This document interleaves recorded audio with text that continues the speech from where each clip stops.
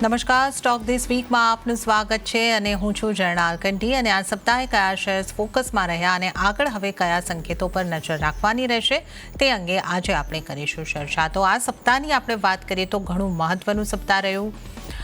બે વિધાનસભાની ચૂંટણીઓના જે વોટ નાખવામાં આવ્યા હતા આ સપ્તાહની અંદર અને હવે આવનારું સપ્તાહ પણ મહત્વનું રહેશે કારણ કે રિઝલ્ટ ઉપર માર્કેટે રિએક્ટ કરવાનું છે. તો સપ્તાહના છેલ્લા દિવસે એક સારી રિકવરી માર્કેટમાં આવતી દેખાય અને જો આપણે નજર કરી લઈએ કે આ સપ્તાહમાં માર્કેટનું પ્રદર્શન કેવું રહ્યું, ઇન્ડાયસીસે કઈ રીતનો આપણને બતાવ્યું છે, તો એક મજબૂતી તરફ બજાર આપણને બંધ થતા દેખાયા. જો 2% આસપાસની મજબૂતી જે છે આપણને બજારની અંદર આવતા દેખાય છે. સેન્સેક્સની જો આપણે વાત કરી લઈએ તો સેન્સેક્સમાં લગભગ આપણે જે રીતે જાણીએ છીએ કે 2% આસપાસ એક્ઝેક્ટલી 1.98% મજબૂતી બનતી દેખાય અને 79,117 ઉપર સેન્સેક્સ બંધ થયો છે. નિફ્ટીની વાત કરીએ તો 1.59% મજબૂતી બની 23,907 ઉપર નિફ્ટી આપણને બંધ થતો દેખાયો છે.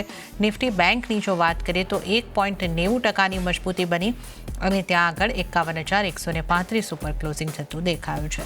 મિડકેપમાં પણ મજબૂતી રહી, ત્યાં પણ 1.80% મજબૂતી સાથે મિડકેપમાં પણ આપણને કારોબાર બંધ થતા દેખાયા છે અને ત્યાંના ક્લોઝિંગ સ્તરોની પણ જો આપણે વાત કરી લઈએ તો મજબૂતી સાથે મિડકેપ 55,016 ઉપર અને સ્મોલ કેપમાં પણ 0.88% મજબૂતી 17,755 ઉપર ક્લોઝિંગ આવતું આપણે જોયું છે.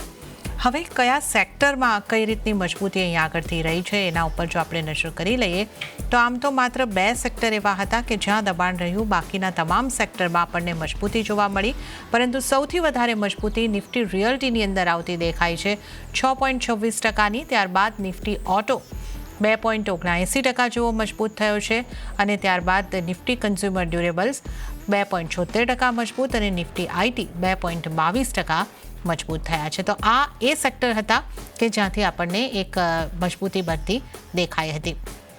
તો આપણે અહીંયા આગળથી આ સપ્તાહના વધનારા સેક્ટર્સની પણ અહીંયા આગળથી આપણે નજર કરી લીધી અને આ ઉપરાંત જો હવે આપણે સ્ટોકના ઉપર નજર કરી લઈએ કે કયા સ્ટોક આ સપ્તાહમાં આપણને વધતા દેખાયા છે, તો આ સપ્તાહના નિફ્ટીના વધનારા સ્ટોક પર નજર કરીએ તો પાવરગ્રીડ આ સપ્તાહનો top gainer, weekly top gainer 7.96%ની મજબૂતી સાથે. M&M 7.33%ની મજબૂતી.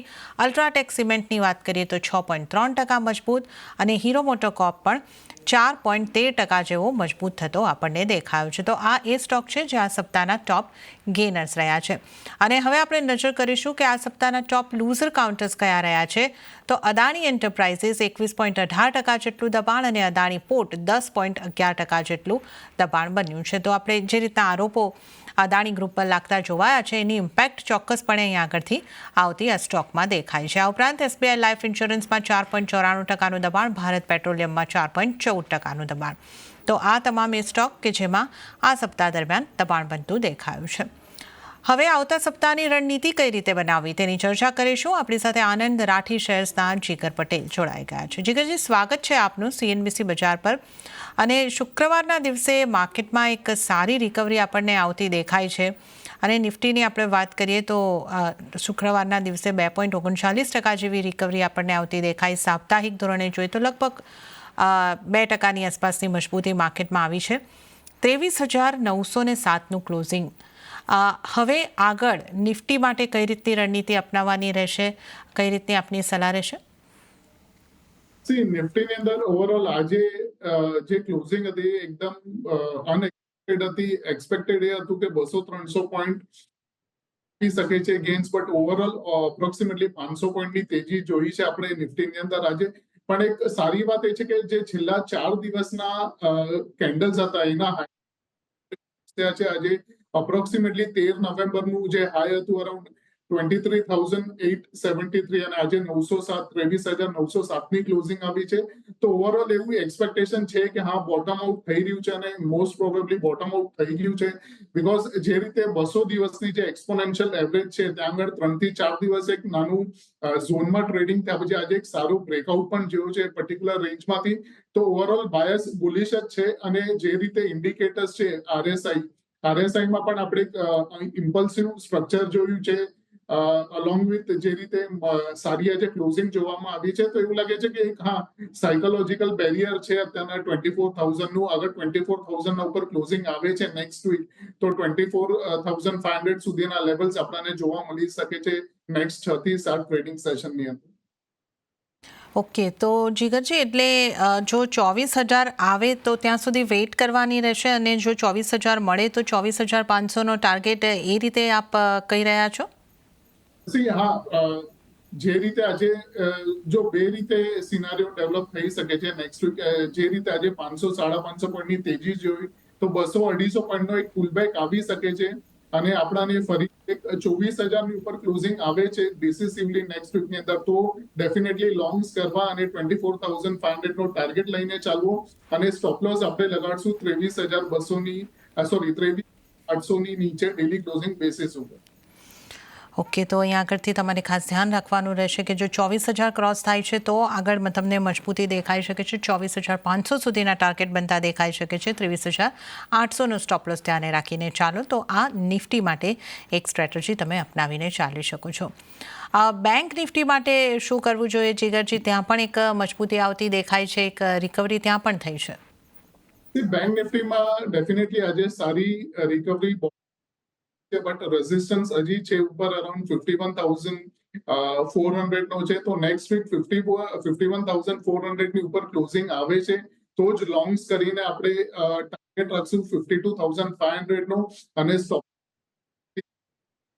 ડેલી ક્લોઝિંગ બેસિસના હિસાબે. ઓકે, તો લોંગ તરફ રહેવાની સલાહ છે, પણ અહીંયા પણ એક કન્ડિશનલ કોલ છે. જીગરજી, આપને ફરી એક વખત વિનંતી કે કયા લેવલને ખાસ વોચ આઉટ કરવાના છે અને સ્ટોપ લોસ કેટલો છે? ટાર્ગેટ આપે 52,500નો કયો છે? બેંક નિફ્ટીની અંદર 51,400 ની ઉપર ક્લોઝિંગ આવે છે ડિસેસિવલી ડેલી બેસિસ ઉપર, તો લોંગ જવું લેવું, અને સ્ટોપ લોસ રાખશું નીચે 50,800 ના નીચે.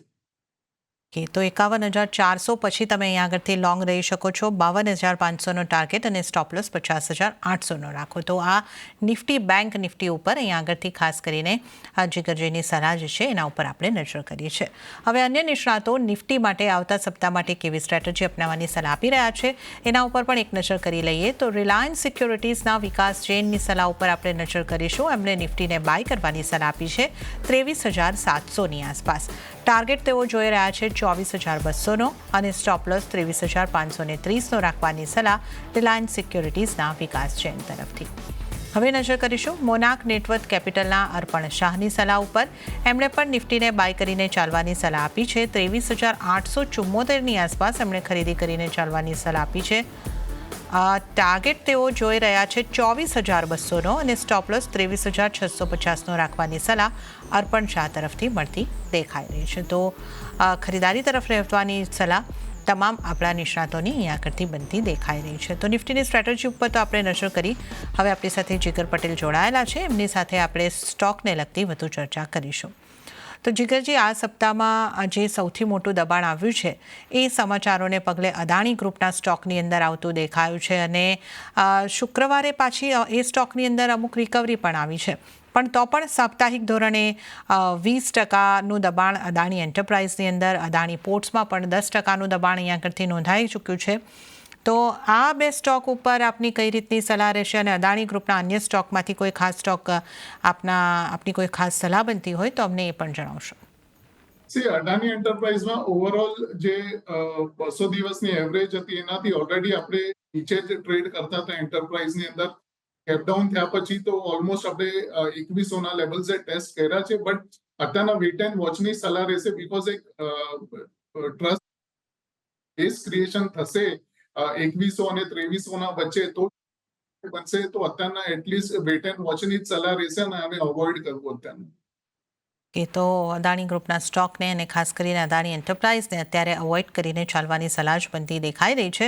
તો આ વીકમાં સૌથી મોટી મુવમેન્ટ જે છે આપણને આ સ્ટોકની અંદર આવતી જોવા મળી છે. અને આ ઉપરાંત આપણે જોઈએ તો ગેસના સ્ટોકની અંદર પણ આ સપ્તાહમાં મોટી મુવમેન્ટ આપણને આવતી દેખાઈ હતી, અને અહીંયા પણ સમાચારોને પગલે આપણે જે રીતે જોયું હતું કે ખાસા ઘટાડા આવતા દેખાયા હતા, અને જે પૈકી IGL આની અંદર સૌથી મોટો ઘટાડો આવતો દેખાયો છે. લગભગ 23%ની આસપાસ આસપાસનો સાપ્તાહિક ઘટાડો આ સ્ટોકની અંદર આવ્યો છે. ગુજરાત ગેસમાં પણ ઘટાડો આવ્યો છે. MGLમાં પણ ઘટાડો હતો, પણ MGLમાં પણ લગભગ 12% ઘટાડો. IGLમાં સૌથી વધારે ઘટાડો છે. તો IGL ઉપર આપનો કઈ રીતનો અહીંયાથી વ્યૂ છે, અને ગેસ કાઉન્ટર્સમાં અન્ય કોઈ આપની સલાહ હોય તો એ પણ જણાવશો. ક્લિયર કટ અત્યારના હજી મને 15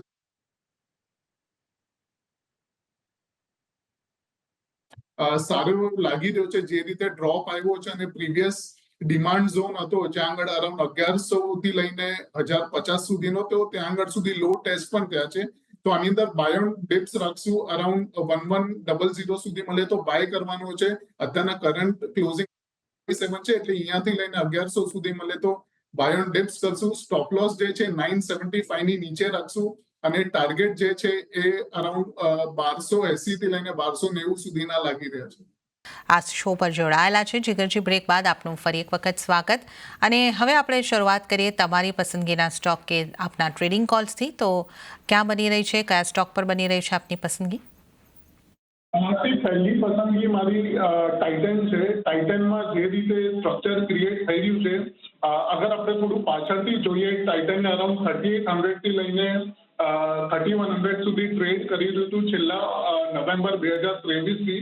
અગેન આ પર્ટિક્યુલર લેવલ ટેસ્ટ થયા છે, અને અહીંયાથી જે રીતે બેઝ બનીને આજે રેલી જોઈ છે, બ્રેકઆઉટ પણ દેખાયો છે આજે અરાઉન્ડ 3300 ના ઉપર. તો આની અંદર બાઇંગની સલાહ રહેશે. ટાઇટનની અંદર બાઇંગ રેન્જ આપણે રાખશું અપ્રોક્સિમેટલી 3270 થી લઈને 3300 સુધી મળે તો નેક્સ્ટ વીકમાં તો બાય કરવાનો છે, અને ટાર્ગેટ રાખશું 3500 નો, અને સ્ટોપ લોસ રાખશું 3155 નો. ઓકે, તો ટાઇટન ઉપર એક સલાહ જે છે ખરીદારીની આગળથી બનતી દેખાઈ રહી છે. અને ટાઇટન ઉપરાંત બીજો કોઈ સ્ટોક જીગરજી આપની પસંદમાં? બીજો છે બજાજ ફાઇનાન્સ છે. અગેન બજાજ ફાઇનાન્સનું પણ જે રીતે સ્ટ્રક્ચર ટાઇટનનું હતું એક્ઝેક્ટલી સેમ છે બંનેનું. ઇવન બજાજ ફાઇનાન્સ 6500 થી લઈને અપ્રોક્સિમેટલી 7500 સુધીની રેન્જમાં જ ટ્રેડ કરે છે છેલ્લા 3-4 મહિનાથી. અને અગેન જે નીચે સપોર્ટ હતો 6500 ત્યાંથી ફરીથી આપણને ઓલમોસ્ટ બુલિશ એન્ગલ્ફિંગ જેવું સ્ટ્રક્ચર આપણને ડેલી ચાર્ટ ઉપર દેખાઈ રહ્યું છે. સપોર્ટ લેવલથી અલોંગ વિથ જે રીતે RSI ઓવરસોલ્ડ ઝોનથી બાઉન્સ થઈ છે આજે, તો નેક્સ્ટ વીક આપણે બજાજ ફાઇનાન્સને 6600 થી લઈને 6700 ની રેન્જમાં બાય કરશું. ટાર્ગેટ રાખશું 7000 નો, અને સ્ટોપ લોસ રાખશું 6450 નો. ઓકે, તો બજાજ ફાઇનાન્સ પર ખરીદારી કરવાની સલાહ અહીં આગળથી બનતી દેખાઈ રહી છે. તો 6700ની આસપાસથી તમે આ સ્ટોકને બાય કરીને ચાલી શકો છો. 7000ના ટાર્ગેટ અને 6450નો જે છે સ્ટોપ લોસ તમારે અહીં આગળથી ધ્યાને રાખવાનો રહેશે. આ ઉપરાંત ટાઇટનમાં પણ ખરીદારીની સલાહ છે 3500ના ટાર્ગેટ માટે, અને 3155નો સ્ટોપ લોસ તમારે રાખવાનો રહેશે. તો આ બે જીગરજીની પસંદગીના સ્ટોક એમના ટ્રેડિંગ કોલ્સ બનતા દેખાઈ રહ્યા છે, ટાઇટન અને બજાજ ફાઇનાન્સ. આગળ વધીએ અને હવે આપણે બેન્ક્સના સ્ટોક્સની વાત કરી લઈએ, કારણ કે અહીંયા એક સારી રિકવરી આપણને આવતી દેખાય છે. HDFC બેંકમાં લગભગ 3% સાપ્તાહિક મજબૂતી આવી છે. ICICI બેંકમાં પણ 1.5% ઉપરની સાપ્તાહિક મજબૂતી આવી છે. SBI બેંક પણ એક પોઝિટિવિટી સાથે આપણને ક્લોઝ થતો શુક્રવારે તો દેખાયો છે. તો બેંક્સને કઈ રીતે જુઓ છો, અને બેંકના કોઈ કાઉન્ટર ઉપર આપની સલાહ રહેશે? પ્રાઇવેટ બેંક, PSU બેંક બંનેની જો આપણે વાત કરીએ તો બેંક્સમાં as of now ICICI bank સારી રીતે સ્ટ્રક્ચર ક્રિએટ કરી રહ્યું છે, અને ઇવન જે રીતે 2-3 દિવસથી સ્ટ્રક્ચર ફોર્મેશન હતું એના પછી આજે બ્રેકઆઉટ પણ જોયો. છેલ્લા 4 થી 5 દિવસના ઉપર આપણને ક્લોઝિંગ મળી છે. તો ICICI બેંકમાં બાઇંગની સલાહ રહેશે. 1265 થી લઈને 1275 સુધી મળે તો બાય કરવાનો છે. સ્ટોપ લોસ રાખશું 1260 ની નીચે, અને ટાર્ગેટ રાખશું 1305 નો. ઓકે, તો ICICI બેંકમાં 1305ના ટાર્ગેટને માટે અહીં આગળથી ખરીદારી કરીને ચાલવાની સલાહ બનતી દેખાઈ રહી છે. તો પ્રાઇવેટ બેંકમાંથી ICICI બેંક ઉપર ખાસ ફોકસ રાખવાની સલાહ તમારે માટે બની રહી છે.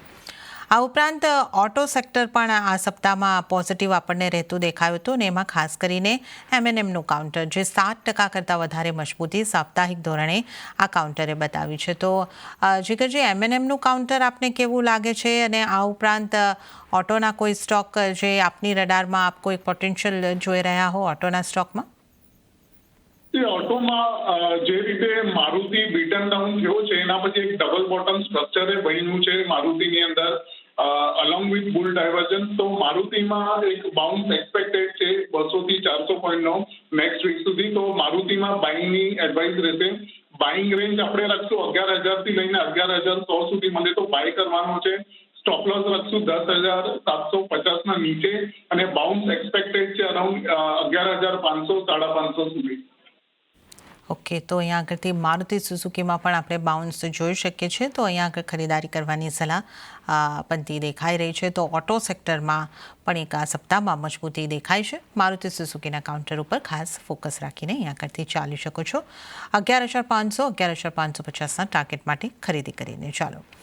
ચર્ચામાં આગળ વધીએ તો આ સપ્તાહમાં સારી મુવમેન્ટ, અપવર્ડ મુવમેન્ટ આપણને સિમેન્ટના સ્ટોકમાં પણ દેખાય અને ખાસ કરીને અલ્ટ્રાટેકનું કાઉન્ટર જે છે એ લગભગ 6-7% જેવી સાપ્તાહિક મજબૂતી આવતી દેખાય છે. આ ઉપરાંત ગ્રાસિમને પણ જો આપણે જોઈ લઈએ તો ગ્રાસિમમાં લગભગ 3% મજબૂતી બનતી દેખાય છે.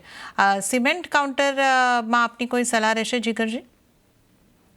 સિમેન્ટમાં ગ્રાસિમનું જે રીતે 200 દિવસની એક્સપોનેન્શિયલ આગળ કન્ટિન્યુઅસ કન્સોલિડેશન જોયું છે અરાઉન્ડ 2550 થી લઈને 2500 સુધીની અપ્રોક્સિમેટ રેન્જ છે અને આજે ઓલમોસ્ટ 6 થી 7 દિવસનું જે રેન્જ હતી એનું બ્રેકઆઉટ પણ થયું છે અને સક્સેસફુલી ઉપર ક્લોઝ પણ થયું છે. તો ગ્રાસિમમાં બાઇંગની એડવાઇસ રહેશે. બાઇંગની જે રેન્જ છે એ 2550 થી લઈને 2600 સુધી છે. 2550 સુધી મળે તો એ બાય ઓન ડિપ્સ કરવાનો છે અને ટાર્ગેટ લઈને ચાલતું 2700 અને સ્ટોપ લોસ રાખશું 2475 ની નીચે ડેલી ક્લોઝિંગ બેસિસના હિસાબથી. ઓકે, તો ગ્રાસિમમાં ખરીદારી કરીને ચાલવાની સલાહ અને 2700નો ટાર્ગેટ અને 2,475ના સ્ટોપ લોસ અહીંયા આગળથી રાખીને ચાલો. તો આ સલાહ અહીંયા આગળથી બનતી દેખાઈ રહી છે. આ સિમેન્ટની વાત કરી છે ત્યારે જીગરજી રિયલ એસ્ટેટની પણ અહીંયા જ વાત કરી લઈએ. રિયલ એસ્ટેટમાં પણ એક આ સેક્ટર પણ આપણને મજબૂત રહેતું દેખાયું છે. શુક્રવારે પણ એક સારી મજબૂતી દેખાય છે. શુક્રવારે શોભાના કાઉન્ટરમાં આપણે એક સારી અપમૂવ આવતા જોઈ હતી. રિયલ એસ્ટેટ કાઉન્ટર્સમાંથી કોઈ કાઉન્ટર આપની પસંદગીનું બની રહ્યું છે? જે રીતે શોભામાં આપણે આજે સારું એવું મોમેન્ટમ જોયું બોટમથી અગેન આની અંદર પણ ડબલ બોટમ સ્ટ્રક્ચર દેખાયું છે બુલ ડાયવર્જન્સ સાથે અને જે રીતે મોમેન્ટમ ગેઇન થઈ છે આજે એ રીતે એક્સપેક્ટેડ છે કે હજી આની અંદર અરાઉન્ડ 100 પોઈન્ટ્સનો પંપ આવી શકે છે નેક્સ્ટ વીકની અંદર. તો શોભાને બાય કરવાની એડવાઇસ રહેશે. જે બાઇંગ રેન્જ રહેશે અરાઉન્ડ 1600 થી લઈને 1640 સુધી મળે તો એ બાય કરવાનો છે. સ્ટોપ લોસ જે છે આપણે અરાઉન્ડ 1520 ની નીચે રાખશું અને ટાર્ગેટ અરાઉન્ડ 1770 થી લઈને 1780 સુધીનો રાખશું. ઓકે, તો 1700થી લઈને 1780ના ટાર્ગેટ માટે શોભાને અહીંયા આગળથી તમે 1600ની આસપાસથી પણ બાય કરીને ચાલી શકો છો. તો થોડા ડીપમાં અહીંયા આગળથી એને બાય કરીને ચાલો. તો આ સલાહ અહીંયા આગળથી બનતી દેખાઈ રહી છે. તો રિયલ એસ્ટેટમાં આ સપ્તાહમાં એક સારી મજબૂતી હતી. આગળ વધીએ, એક પાવર ગ્રીડનું કાઉન્ટર હતું જ્યાં પણ આપણને ખૂબ સારી મજબૂતી આવતી દેખાઈ હતી. સાપ્તાહિક ધોરણે 8% મજબૂતી સાથે આ સ્ટોક આ સપ્તાહનો ટોપ ગેઇનર બન્યો હતો. આ સ્ટોક પર પણ આપનો વ્યૂ લઈ લઈએ. આના ચાર્ટ આપને કેવા લાગે છે? કેટલા ટાર્ગેટ અહીંયા બનતા જોઈ રહ્યા છો? પાવર ગ્રીડમાં જે રીતે અગેન 200 દિવસની જે એક્સપોનેન્શિયલ હતી એના અંદર જ આપણે કન્સોલિડેશન પણ જોયું હતું. બટ જે બ્રેકઆઉટ 11 નવેમ્બરમાં આવેલું એના પછી માર્કેટ ફોલમાં બ્રેકઆઉટ ફેલ થયો હતો. તો અગેન આ લાસ્ટ 2 દિવસથી બ્રેકઆઉટ જોવામાં આવે છે અને જે બ્રેકઆઉટ ઝોન હતું 320નું એના ઉપર જ આજે ક્લોઝિંગ મળી છે. તો આની અંદર પણ આપણે બાઇંગની જ એડવાઇસ રહેશે. 330 થી લઈને 336 સુધી મળે તો બાય ઓન ડિસ્કસ કરવાનું છે. ટાર્ગેટ લઈને ચાલશું અરાઉન્ડ 350ના અને સ્ટોપ લોસ રાખશું 325ની નીચે ડેલી ક્લોઝિંગ બેસિસના હિસાબ. ઓકે, તો પાવર ગ્રીડમાં પણ ઘટાડે ખરીદી કરીને ચાલો. 350ના ટાર્ગેટ 325ના સ્ટોપ લોસને ધ્યાને રાખીને અહીંયા આગળથી બાય ઓન ડિપ્સની સ્ટ્રેટેજી અપનાવીને ચાલવાની સલાહ તમારે માટે બનતી દેખાઈ રહી છે.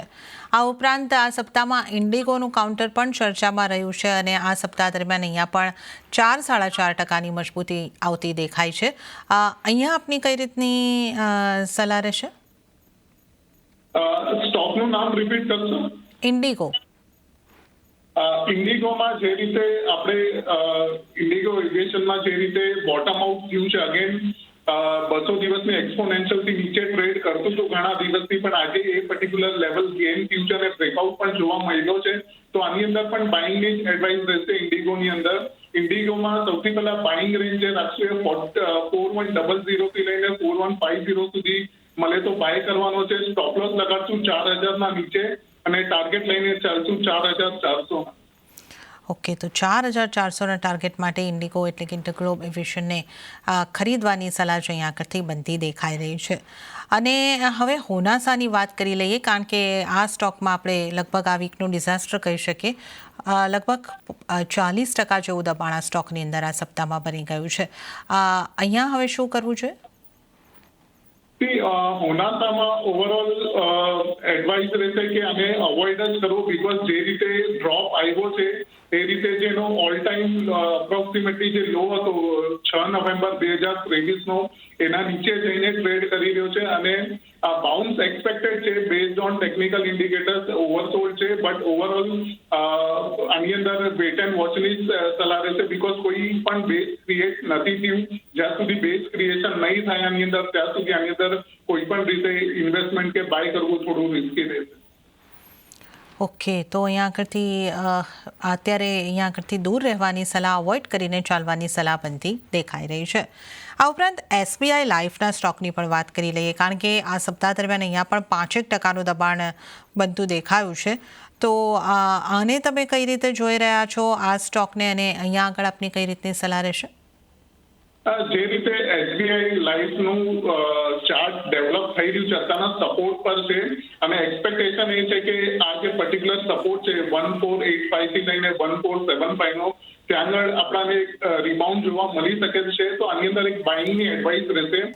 બાઇંગ રેન્જ રાખશું 1475 થી લઈને 1490 સુધી. સ્ટોપ લોસ આપણે રાખશું 1430 ની નીચે અને જે ટાર્ગેટ રહેશે અરાઉન્ડ 1595 નો રહેશે.